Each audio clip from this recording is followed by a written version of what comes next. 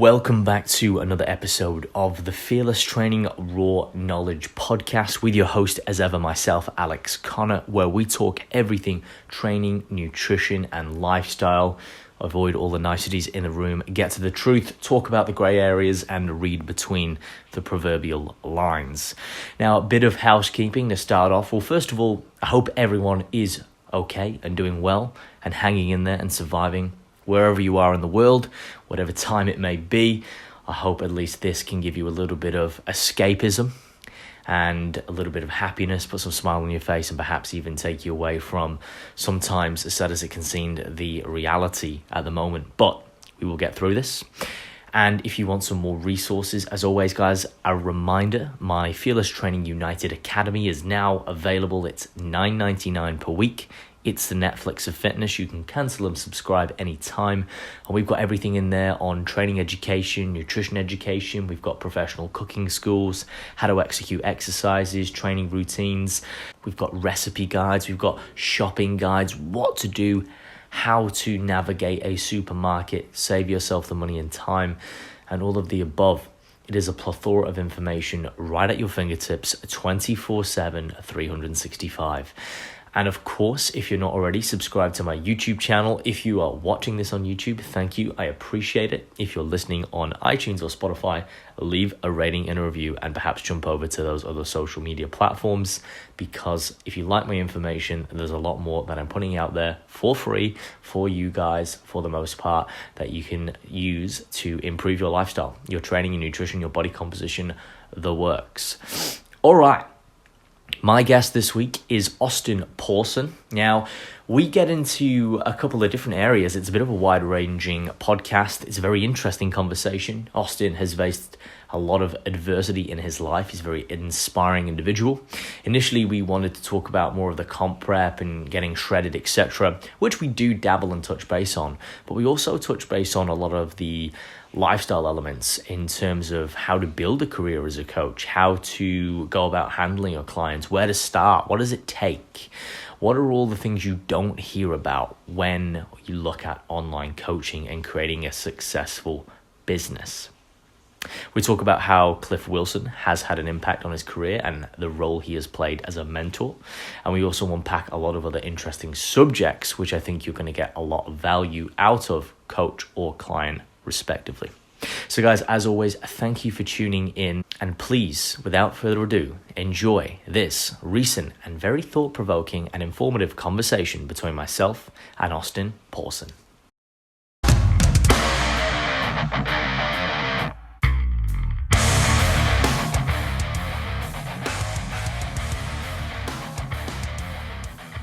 Austen, welcome to the Fearless Training Raw Knowledge podcast, my friend, and thank you for making the time. Thanks for being here. How are you? Good. I'm doing awesome. Thank you so much for having me on, man. It's a pleasure, and I'm really excited to dive into some things here. Likewise. Well, let's start off by giving people a bit of a background, a synopsis. Who are you? What do you do? And more importantly, why do you do it? Yeah. So my name is Austen Paulsen. I grew up in Idaho, over in the United States. A really small town, really only like 500 people. Is a little town called Athol, and we always get made fun of if you hold your tongue and say the town, and it sounds funny, you know. So fun facts. A fun fact, but I grew up playing sports. I was very, very competitive. Played baseball, basketball, football, soccer even. So a lot of that kind of atmosphere and more of a competitive spirit. And, as high school went on, after that, I wanted to maybe play college back, which I'm only 5'6", so a little bit of a disadvantage there. But I didn't end up going and trying to play in college, but I had a competitive spirit, like I said, and I'm really into physical activity. And so I just started training, weight training. And I knew nothing, like absolutely nothing. And I'm surprised I didn't injure myself, for one. But I would be training, and I try to do all these different diets that, are marketed even today, different diets, whether it's keto or just like dirty bulking or whatever, and different types of diets to try and to look better. And nothing was really working of how I planned it to work. And I still honestly didn't really know a lot about calories and macros and stuff like that. but I knew that I'm going to need help. So I actually went into the supplement store. In my head, I'm like, okay, I'll go get some supplements, right? That'll help. That'll make it all better. Being a young, dumb dude. So I went to the supplement store, and immediately I walk in, and like there's this poster. Like this poster of this guy and this girl. They both look amazing. I'm like, holy cow. What is that? I asked the guy at the front desk. I'm like, what is that? Who are those people? And he's like, those are competitors, contest prep. And I said, well, that's cool. Like, how do I do that? And he's like, well, it's going to take a lot, but it's not just regular dieting. I'm like, I don't care. I'll do exactly what you tell me to do. What do I need to do? He's like, you need to get a coach. I said, okay, well, do you know any coaches? He's like, well, I coach those people on the poster.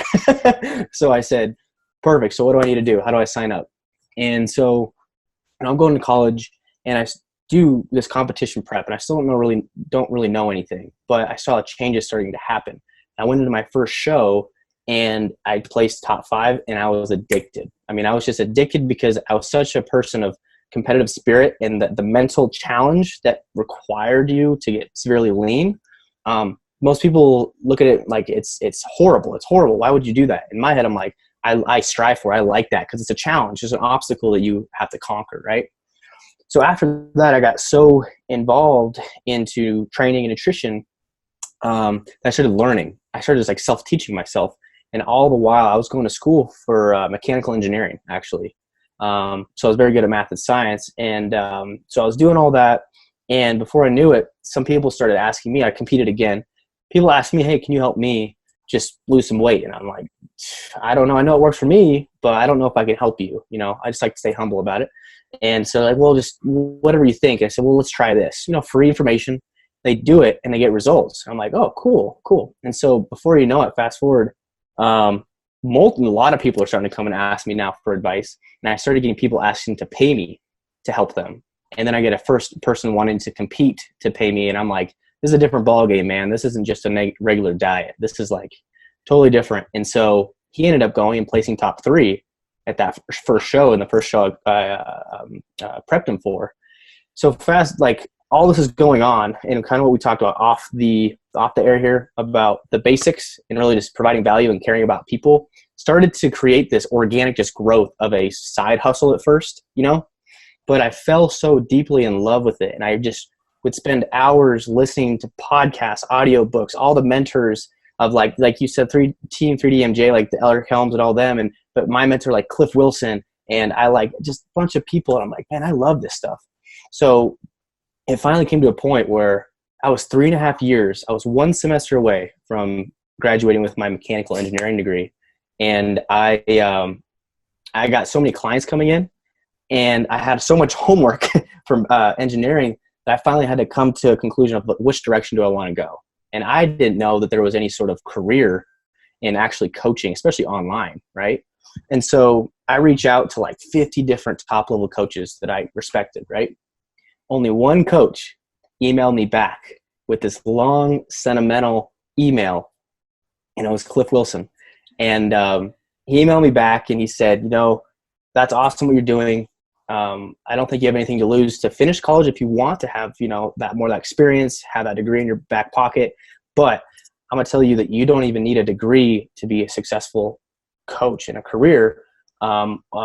Really, honestly, don't chase the money.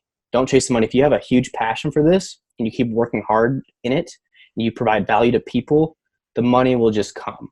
The money will just come because you become good at it. You actually care about people. You're providing a service that's helpful. And once you start doing that, you don't have to work a day in your life. And so he wrote like this long thing, and it just hit me home. And I was like, damn, that's badass. So I changed everything. I changed my whole entire degree. And I was already 3.5 years in, and I changed everything, finished that out. And after college, I just started focusing on business, content creation. I mean, everything with business structure. I started learning about business too, and just how to set up everything to be the best I could be, obviously for a client. And so, that's kind of where it all started. And now just things keep rolling in, and I'm very blessed to say, and I always like to bring up that story about Cliff because he is I know he's a huge impact in the community and from his like posting and his information, but like he actually like touched me like on a personal level to really follow my dreams, I guess you'd say, right? So that always stuck with me. And fast forward, like him and I kept in contact over the last, I don't know, 3-4 years or whenever that was. I emailed him, and now I'm very blessed to say, like, I get to coach alongside him, and he took me on to mentor me, and we coached some clients together, and it's just a blast, man. So that's that's kind of like my backstory, how I got into coaching. And yeah, anything else you want to know, you ask, but like, that's kind of my pre-story, I guess. Straight out the gates with a bang. I love it. No, that's a great intro, Austin. It's good. And we can hear, I think listeners can hear, I can hear the passion. We talked about that. You can tell you're in love with the process, you're in love with what you do, and that is how it should be. A lot of great points there. I think, Cliff, a lot of people will be aware. He's obviously been on the podcast. That's how we connected. He sort of reached out. One of the most downloaded podcasts still today, and super humble. And I think, again, going back to that key point that you and I both made of doing what you love, the money will come, having your priorities in the right place, doing good work for people, caring. Cliff is very humble within that because of, I think, where he started as well, as humble beginnings, and also what he's done. And then, again, you will notice a lot of professionals who are very authentic and genuine at what they do. It doesn't matter how popular they get and the biggest following, they will always make time when and as they can to reach back to people who are genuine and help them out. So I think a testament to both of you guys' character within that. Yeah, to sort of build on what you were just saying there, and I think it's appropriate. So let's then continue that journey as you started to get more full-time within your coaching, and perhaps let's delve into the aspects of the obstacles that you faced initially when you started coaching full-time, that transition period, what that looked like. So I think, again, with this podcast, I'm all about getting into the nitty-gritty, getting into the gray areas, the things that people don't tell you about, because it almost seems from an outside perspective these days, it's like people were here, A, and then all of a sudden they're at B. They were just doing nothing, and then they were just full-time killing it. Let's talk about the area in between that phase. You've already touched base on not it. Overnight.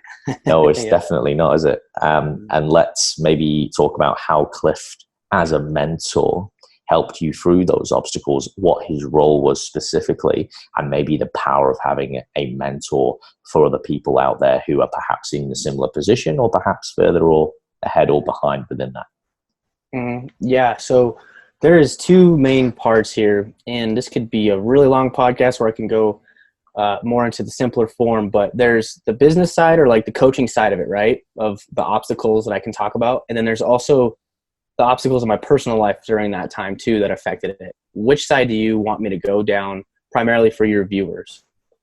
Well, in essence of time, let's go through a more business perspective on this one. And then if need be, we can do a part two, which I'm more than happy to do. So I think there's value in both of those.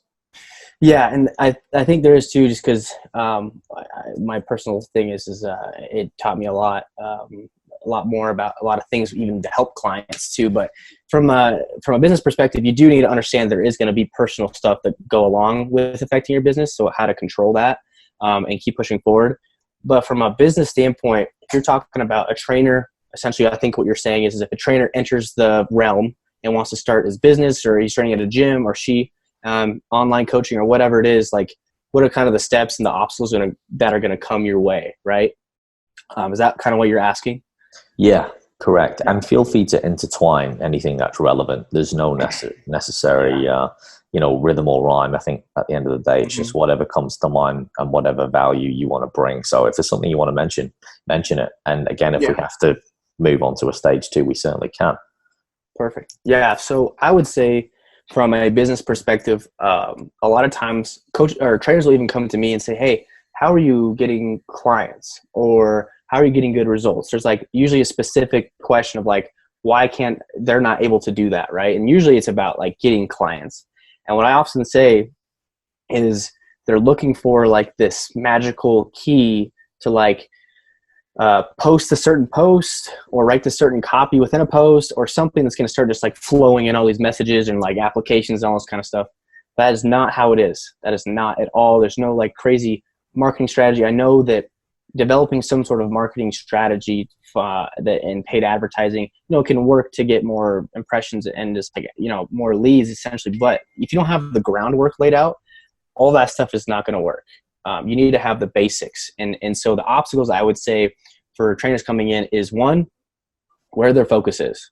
Is your focus on making money, like we're talking about, making money, or giving value? And I spent the first, since I was like 19 to 2-3 years, posting consistent value content that was not trying to take from anybody, not asking for anything. It was just, here's some nutrition tip or fitness tip or whatever, right? And organically just giving that to people for free, as well as in person. I would like help people, whatever questions. And I think that most people are thinking they're not thinking about giving value. You got to give more. You got to give. The more you can give, once you provide trust within somebody, or you provide them with something that changed them in some way, they want to give back to you naturally, usually, right?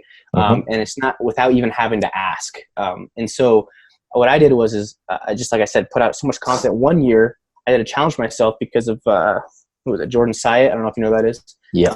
But I did a podcast with him on my podcast, and I said, okay, what are you doing? He's like, I'm posting 3 times a day for the entire year. And I'm like, okay. So, and it's actually valuable content too, like not just some like sleazy. I did that pretty much. If I remember, a couple days there was only 2 times a day. I did that for a while, and I think that it just grew more of like, you're seeing my face every single day. You're more trusting me. I'm coming to you now. I'm positioning myself as maybe an expert that you want to follow. Valid, right? You got to position yourself so people actually know you. You can't get clients if nobody knows you. I think that a lot of times in trainers, they expect like people to go to the gym and be like, hey, I want, and then they sign up. But that's not how it is. They're usually oftentimes intimidated to go and ask for help, right? Just like when you have a problem in your life, maybe you're kind of like scared, or your pride is kind of holding you back or something, to ask for help, right? And it's the same thing there, where I would go and I tell people all the time, reach out to people, talk to people at the gym, like, hey, but don't bring it on like, hey, I'm a personal trainer, like, buy my package. No, it's, hey, how can I help you, man? Like, you struggling with anything right now? Give them free value. Give it to them 10 times. Give them to them 20 times over. Free value. Then all of a sudden, you're developing relationships. What I've seen in my business success is developing relationships. The more you can develop like actually intimate, kind of not intimate, but more like close relationships with people, the more like respect there is, and the more value you can give them, and everything just works out itself. So I would say with the obstacles, it's going to be at first getting yourself known by using social media if you want, or going to your gym and trying to do seminars. I mean, I used to like email companies and different gyms and restaurants. I mean, like all these business owners in my area. I would email, hey, I would love to come give a seminar. I love to give a seminar on like nutrition. Maybe, corporate wellness companies just love that stuff for free. Just do it for free, right? Get more people follow you for platform and just get exposure, follow you, and do it organically. And the rest will start to come, but you got to be willing to put in the hard work. You got to be willing to put in the work at first to live your dream, because it's not going to just happen overnight, like we were talking about. I think that oftentimes what I see is people aren't working hard enough. They're like, man, that sounds like a lot of work. I'm like, actually, when I first started, people made fun of me. People made fun of me like, why are you doing this? Like, this is never going to take off to anything. I'm posting videos and whatever. And it was just kind of like comical. And then fast forward 3 years later, and I moved down to Scottsdale, Arizona, and I'm doing my thing and formulating supplements and stuff like that. Now everybody's like, oh, I knew that guy. I knew that guy. He was my friend, And it's funny because you got you have to do what you know that you should be doing, regardless of the pressure and the judgment. This is the word I'm trying to look for. Judgment of others. If you know it's right and your passion, and as long as it's morally correct, right? It's right and wrong. It's not doing something bad or illegal or something like that. But if you know this is your deal, you're getting judgment on it, why does it matter? Because you're going to I found my niche. I found the people that wanted to see me because I just kept working. I kept working through it. And so that's what I would say. Enough. Are you getting yourself known? Are you really putting in the work? And then once you kind of get that established and more people are starting to see you, come message you and that kind of stuff, we can go into this too if you want. But then there's the secondary part of it that I think that a lot of coaches don't do. I do, but it's more on the lines of like more of like developing the relationship further into more sales process. Because the word sales, when you say it, sounds very sleazy, right? And everybody has their opinions on this. But if you think about it, it took me a long time because I'm a very non-confrontational dude. Like I don't like, oh, it's okay. Yeah, you don't have to. Like I don't, whatever. But what I learned is you're selling yourself every single day in conversation. And it's not something, it's selling yourself, right? So me talking to you, reaching out, hey, collaborate, that's me like selling, hey, I think it'd be awesome if we do something together. So that point of view and looking at it as if you have a client, trainers are kind of scared to try to position themselves as the expert, I see. But if you have a potential client come up to you and they wouldn't come to you, like why would they come and help? If you understand that you need to do the right thing and not try to make it anything like that, but you do the right thing to make sure that they come on, because if they don't come on board, then they're going to stay where they're at this entire time, and they're going to feel insecure or bad themselves or have whatever health issues, type 2 diabetes or it is. They're just going to stay there because if they haven't changed for 2 years, why would they now on their own, right? So I think it's almost like your job to make sure they do come on. Your responsibility, because you have what they need to change their life. And so I've never had any client when they significant amount of weight or winning over a show or whatever it is, come to me and afterwards, after the fact, be like, that was not worth the money. You know what I mean? Oh yeah. So it's just like anything in life. It's like if it's of value, if you show them it's of value, then if you care about them, you show them value. It shouldn't be that hard. It's just going to be a lot more work than the new age like marketers saying, hey, grow your business to this amount of money in this amount of days. Like they're selling you on making, like we just talked, why aren't we selling people on make a greater impact, right?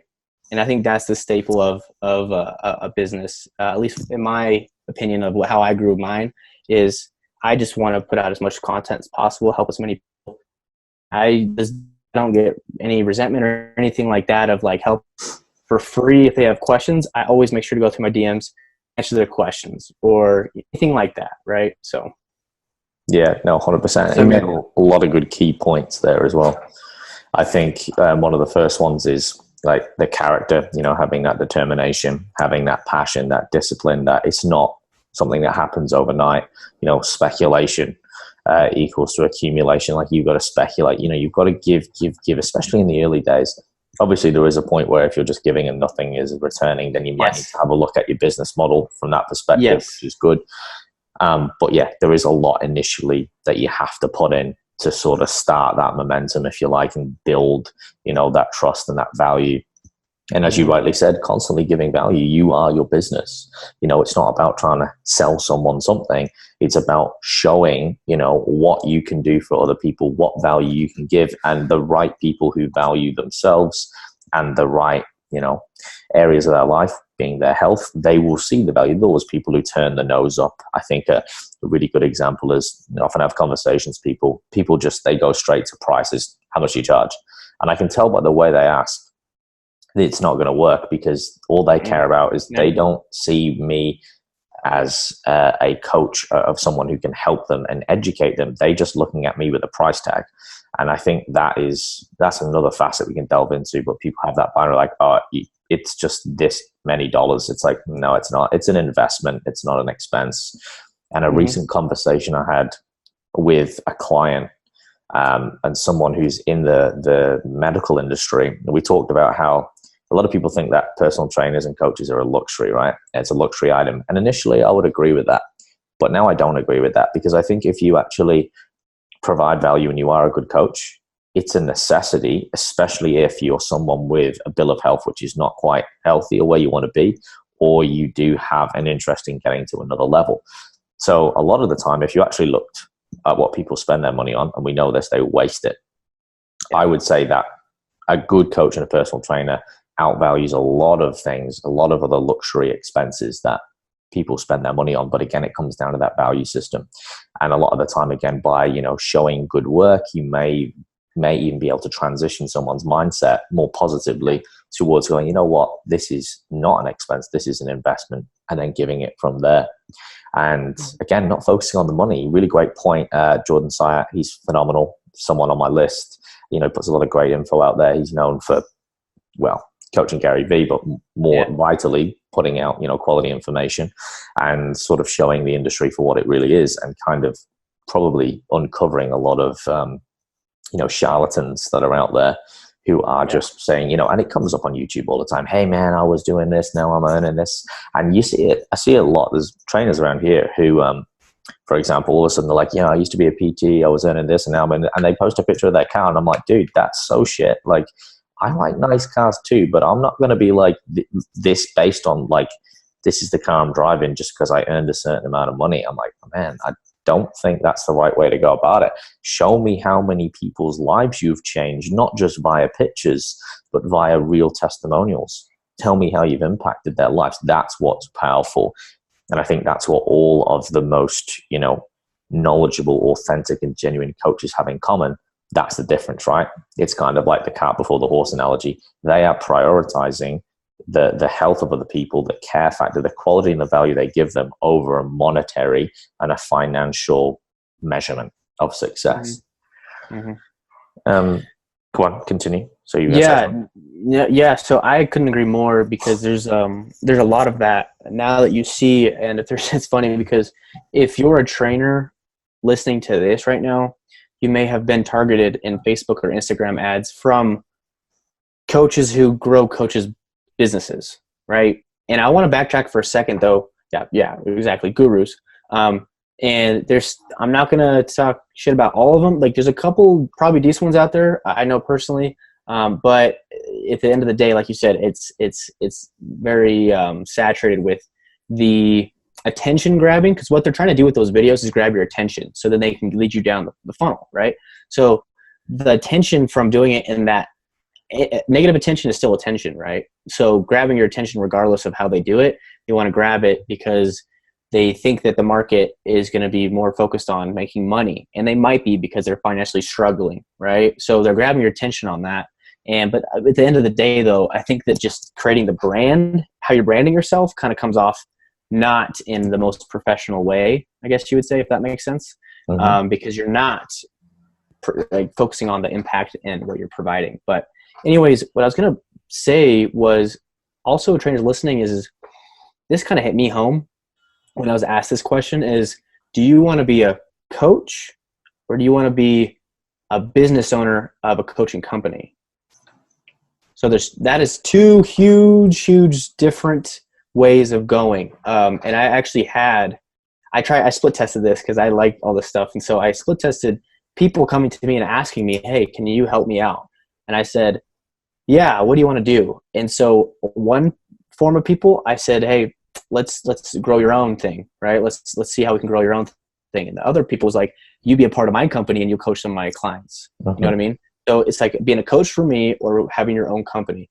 And what I found is you really got to ask yourself that question, because there's the dynamic of your future is so different, because in business, you have to have skill sets of a lot of different things, marketing and sales and understanding financials and all that kind of stuff. And being a coach, you can just focus solely on the skill sets of how to get better results, essentially, right? So I would ask yourself that question. And because everybody's like now these days, oh, you got to be an entrepreneur and stuff like that. Yeah, I fell into that. But I would say that I think a lot of people now see that as like some on the pedestal. Like, I got to be an entrepreneur because Gary Vee is promoting, everybody's got to be an entrepreneur. But I think that what you should base everything on is what's going to make you happy. What is your lifestyle? What do you want it to look like? If you can make it by, hell, I think that, I don't know if I can bring this up, but I think Cliff told me one time the amount of money he made like his first year of coaching, and it was like nothing. And he's like, I had a freaking blast. I loved it. I didn't make any money, but I loved it. I was so happy, and I made it by. I didn't have any expenses, but and I was like, that's what I'm talking about, is if you can see your lifestyle and you don't need a lot of, income even to be happy, then that doesn't mean you have to make millions of dollars. And so once you kind of figure that out, what's going to make you happy, then you can go down the route with acquiring like different skill sets, like I said, of if you want to be like a coach and focus just on coaching for other people, or more of a business owner route where now you have to have management of employees, contractors, or, you have risk with overhead, all that kind of stuff. And so that's what I was going to say for your listeners is, which one do you want to be? And really research the different routes, because they're two different types of people, 100%. Yeah, that's a key question. And I think that comes down to almost like and you can rename it in many ways, like a leader or a follower. And some people are just not designed to be leaders to a degree. Some people are more followers. It's okay to be an employee. It's okay. It's okay to be a coach. There's nothing wrong with it. Exactly. Exactly. I think another similar analogy is like a personal trainer versus a coach. People always ask me, what's the difference? Like what, like what's the role of a coach and a personal trainer? Now, everyone has a different view of that. So, well, first of all, I think that's a great question for the listeners to be asking themselves, and to most people to be asking themselves in life in general. And, at its probably most generalized term, it's, do you want to have your own business, or do you want to work for somebody else's? And like you said, there is nothing wrong with working for somebody else's business. I know some of the happiest people who turn up, they have a super casual job, there's no stress, they've got minimal commitments, they have good relationships, they literally just surf all day or whatever it is. And I'm like, dude, if they're happy, good for you, right? But the issue is when you want more, but then you don't do anything about it and you just sit and complain. And I think that is the big, me and a couple of my close friends, the team that I work with, like marketing guy and videographer and all the people I've kind of building this network and fellow coaches, we have this thing called the accountability ladder. And you can Google it for anyone listening. I've probably mentioned this before, but not many times on the podcast. And at the top of the accountability ladder, it says making stuff happen, like making it happen. And at the bottom is just like excuses. And it's the victim mindset versus the growth mindset, right? The person at the top of the accountability ladder just takes responsibility for everything, no matter what. And they just go, you know what? I'm just going to make this happen. You're a yes man, And the people at the bottom are just always making excuses. And you can kind of, again, it's just another tool to categorize people. It comes back down to that, where do you want to be? What do you want to do? But then, saying it is one thing, doing is another. So perhaps, Austen, can you break down some of the steps that you have done to action it? Now, you're quite intrinsically self-motivated based on what I'm hearing. What about for people who are perhaps not? Is that something that they can achieve? Do you think there's certain things that they can do? Have you worked with people that you've had to sort of motivate and turn around? Or is it a case of just accepting that, this is perhaps not for me, and becoming true with, what they actually want rather than telling themselves what they think they want? Couldn't agree more. What you're saying, I can kind of give you my opinion, I guess, on it. I'll give you a little context first of going back to my story is, that personal side of it that I was talking about. This is the personal struggle. I figured out that this is really my passion. And the whole umbrella over this whole thing is I think that everybody has the opportunity to find what they're passionate about. I often see people not trying enough things or getting out there to try those things to figure it out. What is their passion, right? They're like stuck in this way of like, well, either my parents said I got to go down this route, or my friends think I'm good at this, so I'm going to do that. They don't really reflect and sit there and like, what do I like to do? Do I like to draw? Yeah. Or do I like to, am I good at on the computer? Am I good at what am I good at? Right. And then when I'm good at that thing, do I like it? Because sometimes you can be good at things, but you don't like it. That was me with mechanical engineering. I was good at it, but I don't want to sit in a cubicle for 10 hours a day, every single day, and not really talk to anybody. That's not my deal. And so I would say, going back with my stories, I really found out because I got diagnosed with a brain tumor while I was in college. It was a pituitary tumor, and it destroyed all of my hormones, everything. And so during that time, on top of the homework, on top of the clients that are wanting attention, on top of a relationship at the time with a girl, on top of now my hormones destroyed, on top of literally everything. Oh, and also I was investing into learning more about business, because I went the route of a business owner rather than just a coach. But I invested money that I didn't have, essentially. So I was in debt. And so it was like this 3-month program. And it was a good amount of money at the time when I was just like 19, 18, or 19, 20 years old in college. And all of that stuff was happening. And I didn't get any clients for like the first 2 months of this program that I was trying to go through and learn just about how the systems worked, right? And it took to this one night, I remember vividly. This is like the story I always remember, is like I looked at myself in the mirror, and despite everything with my brain tumor, what it led me to doing is sleeping at least 12 hours a night, taking multiple naps a day after class, in between class, how I fall asleep in class. My caffeine levels, just to try and stay awake to focus in class, was 1,000 milligrams or more, swear. So all these things were going on. My testosterone got down to like 76 or 77 total testosterone nanograms per deciliter.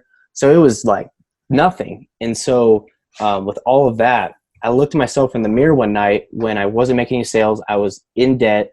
I had problems with relationship, problems with my own body. And I said, what am I going to do? Am I going to put my tail between my legs? Am I going to go home and ask mom and dad to help me out or whatever? Quit school, quit all this stuff, figure out how to pay back this loan? Or am I going to get up and just work harder and just pray about it, like believe in it? Like, this will all get through it if we just work harder and keep going and just do it. Not be a victim of, oh, this guy did this, and this is not fair, and I have these issues. I had the whole world tumbling on me, and I still looked at myself in the mirror and I said, we got to do this. And so I did. And that month 3 turned around. A couple months later, finally found a physician that I was a friend of mine. We finally figured out, got an MRI, got a tumor. We can fix it. You know, fast forward, now I went and did competition last spring, won the overall. I mean, life prevailed, business prevailed, everything prevailed. If you just take that moment when you think you're about to lose it all and you give up, that's usually the moment in time where it just starts exploding upwards. Swear to God. And it's just like that moment where you think you're just, you know what, screw this. I can't do this anymore. I give up. That is the moment. That's the test to see if you can endure that. And usually right on the other side of that line, brother, it's all momentum going up. So I would say that everybody can experience that moment of bliss if they find what their passion is. And so, like I went back to, is I think that not a lot of people are searching for it. I think that they're thinking, like, oh, it's got to come to me. It's like entitlement or whatever it is. I don't know. But no, you got to put yourself out there. You got to try a job, this job, working for free. That's a huge one. Working for free for somebody, job shadowing, whatever it is. Like, you don't have anything. You're at square one, which is a huge leverage point in your favor and not in your favor, because you're not going to get a lot of, like, a high paying job. You don't have any experience usually, right? But the other part of it is you're not locked into anything. You don't have like a family yet. Maybe you do have a family, but maybe you're just starting out in your career like I was, and you have every opportunity in whatever direction you want to go. And people take advantage of that, I feel like, especially at a young age. They have so much opportunity that they're just like letting it waste away, or they don't, it sucks, but they don't realize how much of an opportunity they had until they do get to like their middle age and they have a family and all this kind of stuff. And they're like, crap, I can't really go backwards maybe because I got to support all of this responsibility, right? So I think that right now, why people are young is, especially with trainers, is like, dude, go see how you can help at a gym or be involved with a coach. Reach out to 1,000 coaches in a month. Email like 10 of them a day at least, or whatever. Like, do the work and then go figure out what you want to do, because it'll bring you in. You're like, dang, this is cool. Oh, I love this. And it's going to keep drawing you in. And before you know it, that thing that you struck as a passion for you, the people that you're helping for free or whatever are going to see how much fire you have in your stomach about it. And they're going to want to bring you on, because people are drawn towards people of good spirit rather than just only skill sets. 100%. Yeah, very inspiring, Austin. The journey, the obstacles that you've been through. I know some of us can relate. Some of us will not be able to empathize with everything. But I think that key moment, like you said, whether it comes and it's very obvious, or those moments are what build character. There's a lot of talk about the grind, the hustle, the this, the that, and the other. We've all got our own situations, and there's a great quote saying, we're all facing an internal battle no one knows anything about. If you sort of go through life with that aspect, you have a little bit more empathy for people. But it does come down to actually, at the end of the day, kind of however you want to phrase it, getting your hands dirty, being uncomfortable, getting out your comfort zone, all of that, being exposed. You do have to do it. There's no two ways about it with achieving any level of success, however you define success. You just have to get out there and you have to do it, and you're going to make mistakes and you're going to come across obstacles, and there is a point where you're going to excel, or you're going to retreat. You're going to carry on, you're going to give up, again, however you want to phrase it, as many ways. So I think for the listeners, there's a lot to be taken away there, guys. And if you have to, go back, listen to that again, because I can honestly say that's something that I've been through, that I think a lot of successful people, coaches alike, within any realm, any business owner, just even people in life who've just overcome, whether it was like yourself, medical, contraindications, and what that actually teaches you and how your perspective changes. You almost have a different lens of which to see the world afterwards. You're a lot more grateful. People always ask me, use this as an example, oh, you're always smiling, you always seem really happy. I'm like, yeah, because I get to do what I love, and it wasn't always this way. That has given me a greater understanding and value for what I do. How can I not be happy? I get to get up every day and get the opportunity to do what I love, help more people, grow my business, to try and help even more people and create a positive impact. You get to speak to people like yourself, in different parts of the world. I'm like we talked about, build this community culture. Fuck me, why wouldn't I be happy? And I think a lot of people don't realize that they just want the instant gratification. It's because of, the way things have evolved, social media, even down to, like, I use a stupid example, like a dishwasher. You put it in, you click the button, the dishes are washed. I still wash my dishes by hand. I'm not saying I'm better. That's just what I like to do. I'm old fashioned, right? But it's just, again, it comes down to work ethic. It's just different. I'm like, I don't need to use a dishwasher. I only have a couple of dishes. I'll wash them by hand. You know what I mean? Little things like that. But again, it's that mindset. And sometimes you need to be forced out of your comfort zone, whether that's voluntarily or involuntarily. And those times in your life are what build you as a man, as a woman, as a person. And they will help you overcome things. So I think there's a lot of value to be taken out of that. And it's a sense inspirational. I think this is another reason why I do this podcast. The power of conversation is great. It's something that we can all generally do. And we can all communicate in a way and share our stories. And I think this is why podcasting is such a beautiful platform to be able to do that, especially for people who want information, and it is free for the most part. I think there's a few people who charge for podcasts, and most of the time you can get this information for free. And like yourself, throwing yourself in there, being able to divulge this information and getting out there and doing it, that work ethic, you got to go out, and it's a numbers game. Like you said, entitlement, great point. I see trainers who don't make it work. They have no room to talk about complaining when they're sat in the PT office and they're expecting leads, but it's the attitude, it's the complaining, it's not what they're doing that's so much fun. It's that I'm like, you'll never make it with that attitude. You feel like it could come to you, like you're not even out there, like you're not even educated. Like you could be here now, like working on programming, you could be educating yourself, you could be reading, you could be going out and speaking to clients and just trying to help them. You go around the shopping center, like there's just so many cards left on the table. There's so much low-hanging fruit I see from people who are not achieving success. And it's as if they have a veil over their eyes. I'm like, if you could only see how many opportunities that you are missing. And again, I think this is the power of perhaps having a mentor and then developing, these personal traits if it's something you truly want to pursue. If not, it might not be for you. Go back and work for someone else. Nothing wrong with that. But people like the idea of success, but they don't actually like what it entails. And this is what people don't get. No one's an overnight success.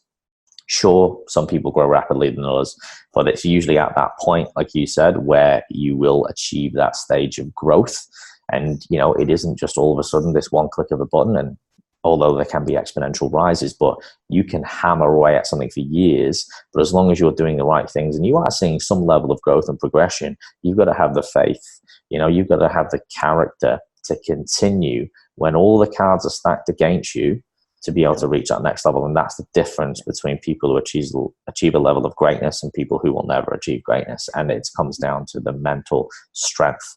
Do you have the minerals, my son? As they would I say. love it. Yeah, no, I could not agree more. And it's so awesome to hear how intrinsic flowing out of you, like how you're saying all this stuff, because you've developed, and it all comes back. I think any form of communication at all in your relationship with your like friendships, if you're a student, if you're teachers, if you have brothers and sisters, if you have believe in a higher power, whatever it is, it's all about perspective. It comes back to perspective. And so I see a lot of times, like you said, that victim mentality, like, okay, well, this guy got to start up higher because his parents had money, or this guy is smarter than me, or, this guy's done this only in 2 months and I'm in month 2 and like nowhere near that. Well, here's what what you're doing is you're basing your success off of other people's success, or other people's starting points, or other people in general. Right. Mm-hmm. And I think that when you can finally put all of that away and focus on, is this what makes you happy? Because what I learned is I'm no better than any other trainer or anything like that. I'm no better. Like I'm a person. You're a person. I'm a person. But what I noticed is I didn't care what you were doing. I just cared about what I was doing. And if I was doing the right thing and increasing, if it was 1% or if it was 50% every single month, cool. It was growth, right? And if I went down, then I got to fix some things. But I was focusing on myself. And I noticed that when people like equivalent that like to money, I mean, I was making very little money and I was working 12 hours a day. I popped my head up. I'm like, man, where did the day go? Right? Because it was fun. I loved it. It was like, man, I'm going to do more of this. I made less money than the next person. And they were spending less time and all that kind of stuff. But let me ask, whose level of happiness was higher? Who was happier? And what is life about? Right? And so are you really enjoying what you're doing? Like, are you just kind of getting through the day? You're just working a job and, you go home, you're like, man, this sucks. Like, I just hate doing this, but I got to make money. So I'm going to keep doing it. It's your decision. It's your decision. And I totally get it when you're like, well, what about, I got to put food on the table. Yes. Work a side job, doing whatever, do a side hustle, but you got to spend some time figuring out what your passion is too. Because once you find that moment, man, I'm telling you, you can ask my old roommate. He would ask me like, dude, you want to go out, grab a couple beers tonight? You want to go out, do this? You want to, whatever. And I'm like, no, I got this certain thing I got to do. I got to do this. And I would be like so focused in on my thing, which I'm not saying just separate your social life. I'm saying though that it didn't feel like work. Like I was loving it and it was midnight and I'm like, holy shit, where'd the time go? It's already midnight. Right. And it was just, there's a lot more motivation. So you were compelled to make it happen. And so anyways, we're kind of running in circles here, but I agree with what you're saying. And I think that every person has the opportunity. Everybody has. Everybody starts at different levels, but everybody has the same opportunity. For sure. Now, this is all valid stuff. And I think that is a key tell. So for the listeners, for people out there, we've talked about it, combining something. Oh man, something I wish someone would have told me many, many years ago, although I'm still very young in the grand scheme. I'm very fortunate. Combine something you're good at and something you love and combine the two. And that is just the dangerous combination. Now, again, you've got to put yourself out there. You've got to try things. You've got to not be, there's no such thing as failure. It's just feedback. It's good. Get out there, fall on your face. You know what I mean? Like, try working in real estate. Try doing, don't go out and be ready to fail. Be ready. Like look at a failure. Almost, this is the perspective shift. Look at failure as a good thing. Yeah. You want it. What? You want it. You want to get to failure sooner, because the sooner you get to some failures, the more you're going to learn, the bigger the jump in your success is going to be for going forward. Right. And so I think that people get an obstacle like, I failed, and they quit. But failure is like, that's when the most valuable lessons are going to be there. I've had so many failures, especially in this space.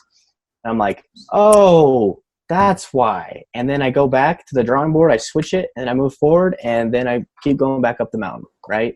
But you got to have that perspective of like, endure that. Like, that's a good thing. You need failures, because hell, it wouldn't mean as much to you if you didn't have any failures when you conquered it, right? It would just be an easy breeze, and like, what meaning does that have behind it? Well, this is true, and I'm big on quotes. I'm going to share this now, so everyone on YouTube is going to get the benefit. Everyone listening, well, I'll share it. So this is an acronym, right, for fail, and it's here. So if anyone can see it, and this is my journal, right?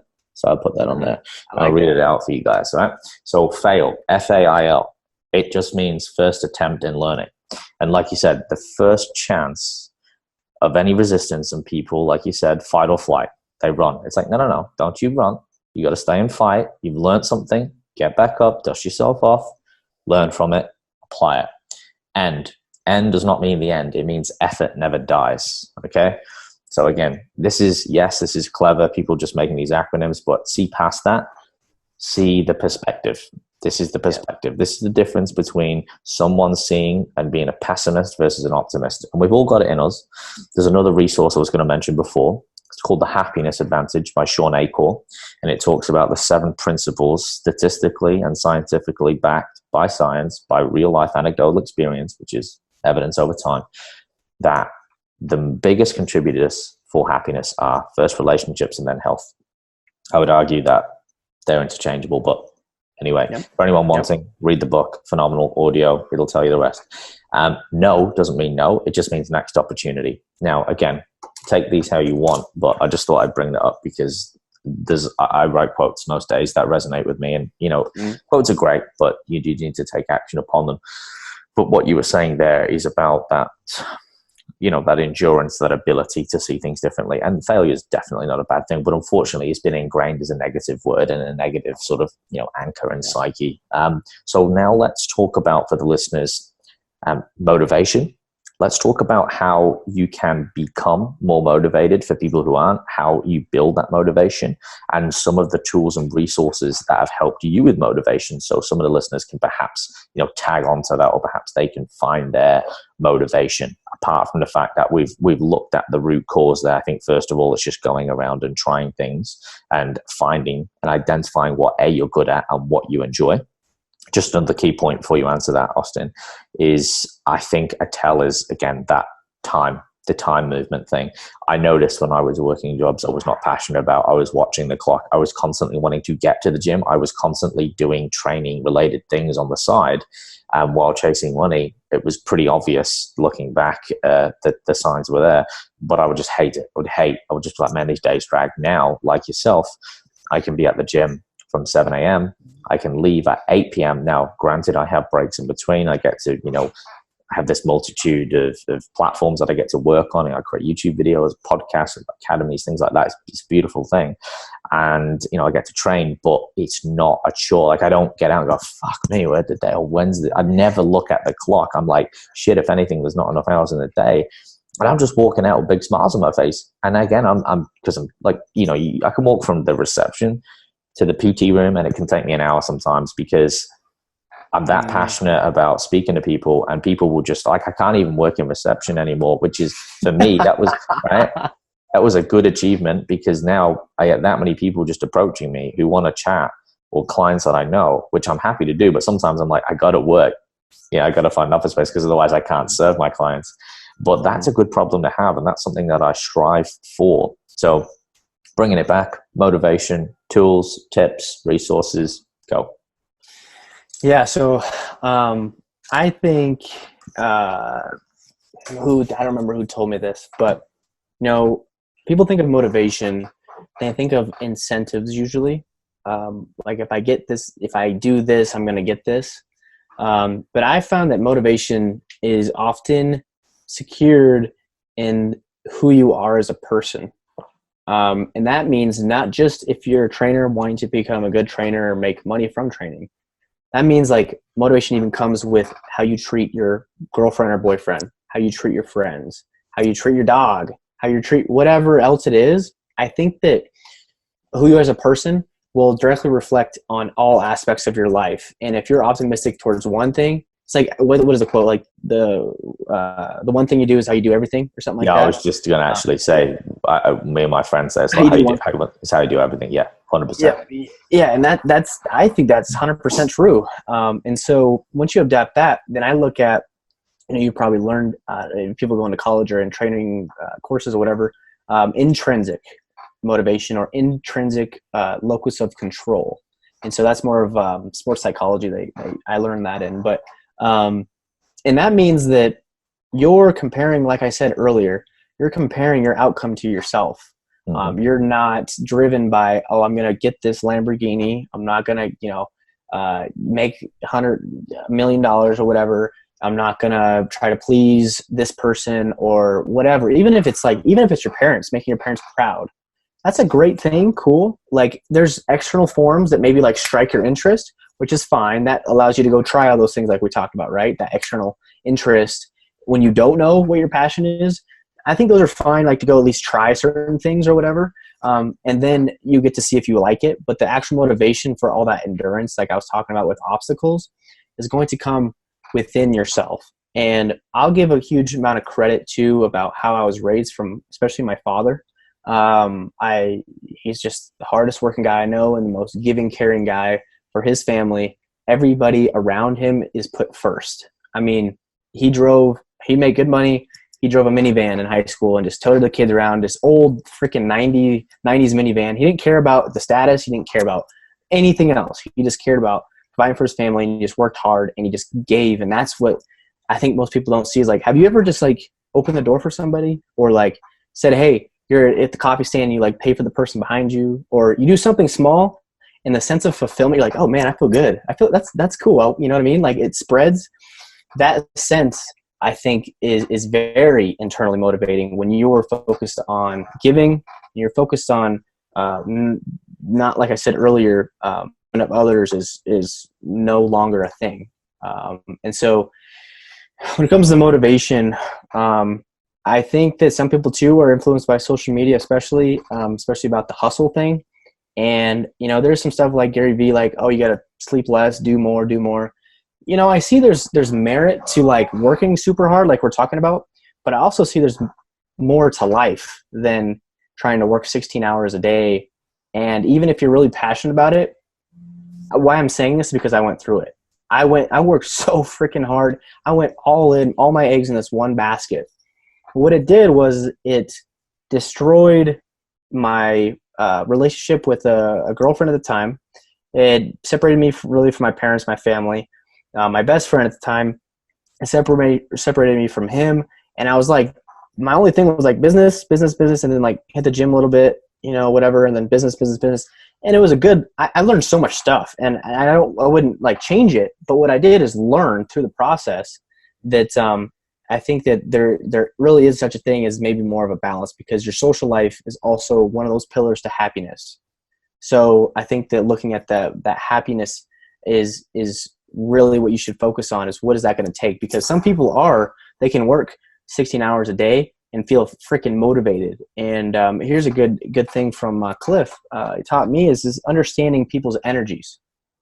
So you might understand yourself, like you're saying, like I'm saying right now, intrinsic motivation. Well, when you're in a room full of people, maybe you understand that you're more of an introvert or maybe more of an extrovert, right?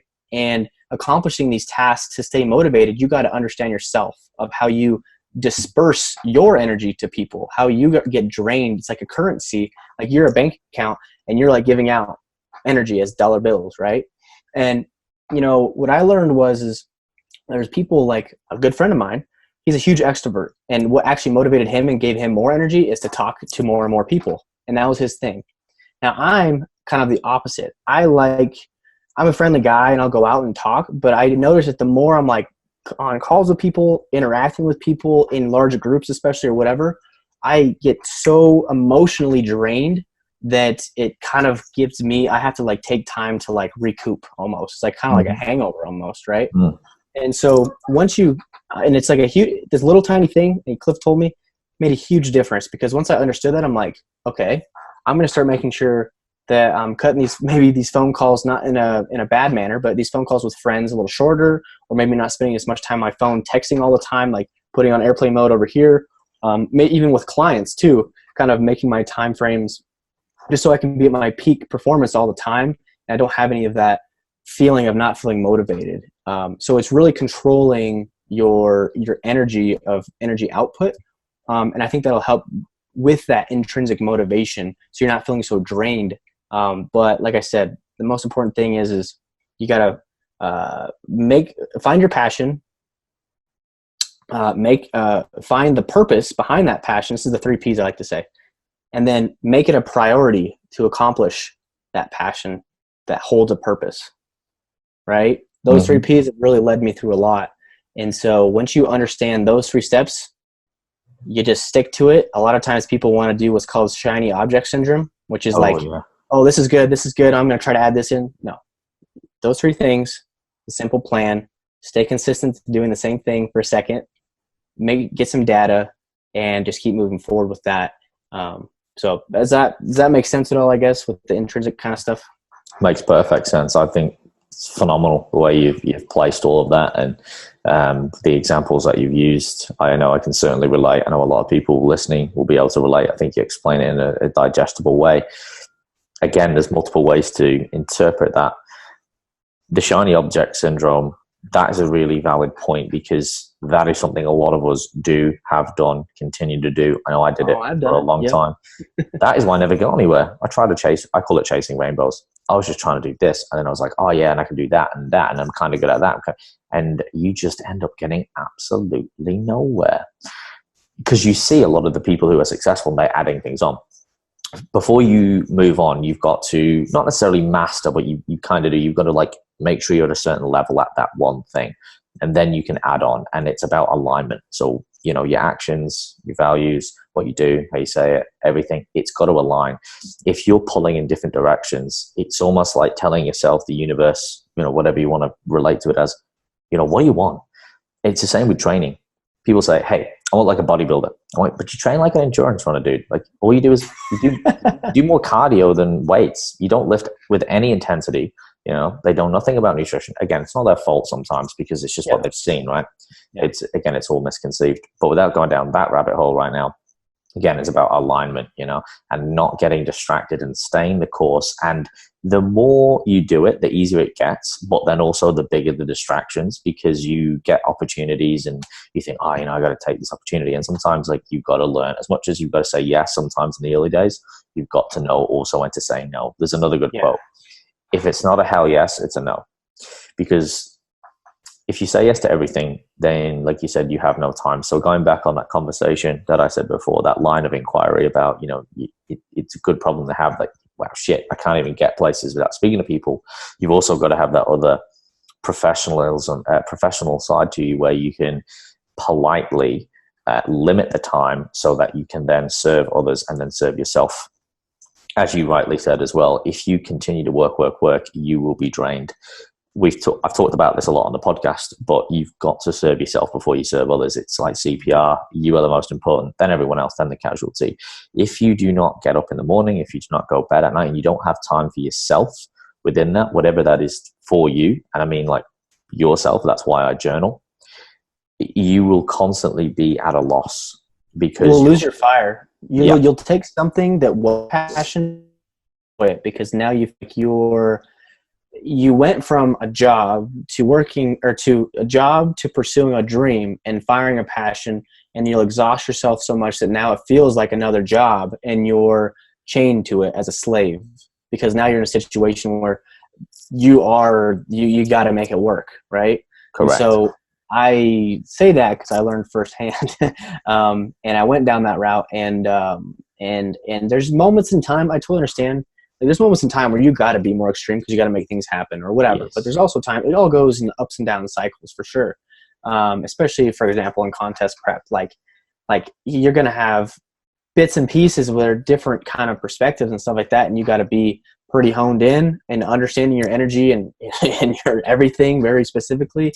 There's other parts where just because you feel better and stuff that you're more apt for more of a social life. I mean, you should never have like huge extremes and always stay there. I think that it's always just going to be adapting over time to the situation. And that's what I'm saying here is, yeah, we're talking a lot about like finding a passion, just work super hard towards it. And yes, you need to, because oftentimes I see people aren't working hard enough. But then there's the other side of people, kind of like how I was, where it's like, bro, you need to take a breath and you need to go have a night with your parents that you don't even look at your phone once, or your girlfriend that you don't even look at your phone once, or check your emails once. And I still get slapped a couple of times by my girlfriend, like, hey, am I even here? Are you on your phone? And I'm talking to a client. Hey, yeah, send me this posing video, whatever. Right. And so, and it's like 10 o'clock at night and I'm still like, oh, let's do this. But you got to separate yourself, because it'll create an unhealthy relationship with your passion. And that's why oftentimes, here's another kind of mentorship thing from Cliff I learned is in contest prep, what he actually recommends and what I recommend now to clients, that if you're doing cardio, if you're doing weight training or whatever, if you're even just during the day, instead of listening to audiobooks or podcasts about fitness, try to think about bodybuilding the least amount you can during prep. And because he actually wants that, because look at some not cooking shows. Look at some, look at something else that you maybe have like an interest in, art, crafts, I don't know. Do that instead of looking at bodybuilding, because I think that we separate the whole world and then we just go to the gym, we just eat some food, we just separate ourselves, and it's not good, I think, for the mental part of it. Especially too, when I see so many bodybuilders go in that extreme realm like that. They need to be extreme for sure, but on the social side of it is how to handle those adaptations over time, like I'm saying, mentally, because they'll like lose relationships during the process because they don't know how to mentally handle themselves. And then after the show, they're like, oh, I'm feeling normal again. Hey, I want to go do stuff. And nobody wants to hang out with them. Or they have a bad relationship now with whoever. It's because they severed that during the process, because they didn't still make it a priority to rekindle and make sure that that relationship was good, because they're blaming it being a victim to prep or whatever, but it was your choice to do it. I mean, come on. So anyways, I'm kind of rambling on down a rabbit trail, but for sure, I would say that make it a healthy relationship with that passion for sure.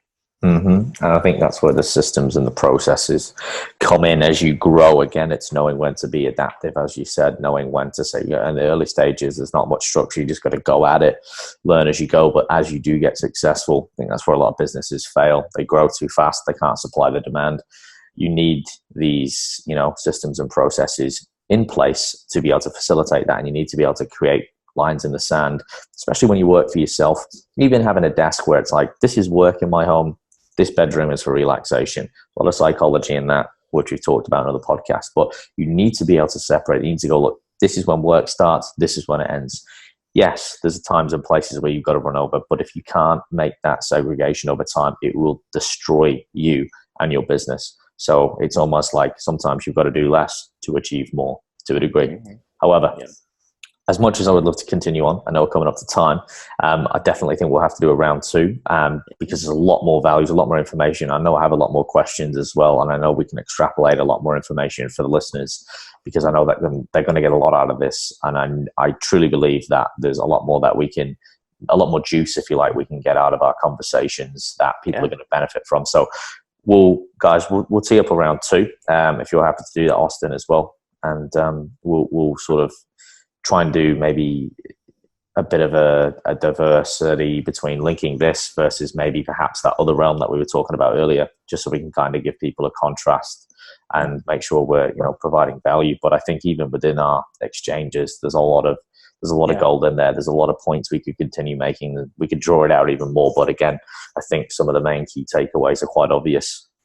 And even for people to go back, and I always say this, not jokingly, sometimes comically, but no, listen to it again. It's like your favorite movie. If you watch it a couple of times, there will be different things. Or even go back and listen to it when you're in a different place. You will identify different things. You will get more out of it. And don't skip over the little stuff. Usually, it's funny, the most important things that are going to have the biggest impact are these simple things that you're like, oh, there's no way that's going to have a huge impact. But usually the small things, the simple things, are the things that you already are like, oh, that makes sense. Those little things are usually the things that have the greatest impact, in my opinion. So No, I agree. It's the thing. It's reading between the lines a lot of time. People are always asking these big questions like, "Oh, what's the best this?" But it's like people are looking for that silver bullet magic pill. It's like, no, extrapolate it all, take all those little wins, put them together. They are what add up. And again, it's the things that are the less obvious a lot of the time in threads of conversation and what you see that are going to actually help you. So before we wrap it up, as always, a couple of rapid fire questions before my main question. Uh-oh. Bit fun, bit lighthearted, as honestly as you can. First of all, of course, got to start with this. Being bodybuilders, what is your favorite food? If you had one last meal, what would it look like? You can have entree, you can have a drink, dinner, dessert. What does it look like? Is this according to my diet, or is this like anything? Oh And man, like, no, you anything, bro. There's no rules here. okay. So I would say my favorite meal when I was a kid, my best friend's grandmother made chicken curry. Ooh, Chicken curry over rice, and it had like this homemade recipe. And I would say chicken curry is like the best thing, honestly, in my opinion. I haven't had that in so long. Now that you ask me, now I want some. But I haven't been home in a long time too. So I would say chicken curry. I don't know if anybody out there really is like, what the hell, chicken curry? Of anything, chicken curry? Yeah, I mean, I do more flexible dieting, so I'm having pizza and whatever anyways. So I don't really have like a specific food that I'm like, oh, that's the food. But at the end of the day, I'm kind of like that weird dude where I like more of the bro foods, I guess you'd say. yeah. I just like it for something. It tastes good to me. I love it and whatever. But I would say chicken curry over some white rice. That's my go-to for sure. Yeah, dude, that's all that matters. Simple pleasures, a good chicken curry. I'm with you. It's basics, and there's so many ways you can do curries. All right, Oh, second question. dude. Oh, yeah. Oh, yeah. Yes. What is it's about? Again, it's not what you do; it's how you do it. Yeah. Right. So you got to make that curry with love. What if you could choose a superpower? What would it be and why? Oh, man. Gets everyone. Gets everyone. Yeah, that is it. That was a tough Everyone's one. like, God damn, kid in the sweet shop. Okay. Superpower. You can make one up if you want. Yeah, I probably end up will. I would say the superpower.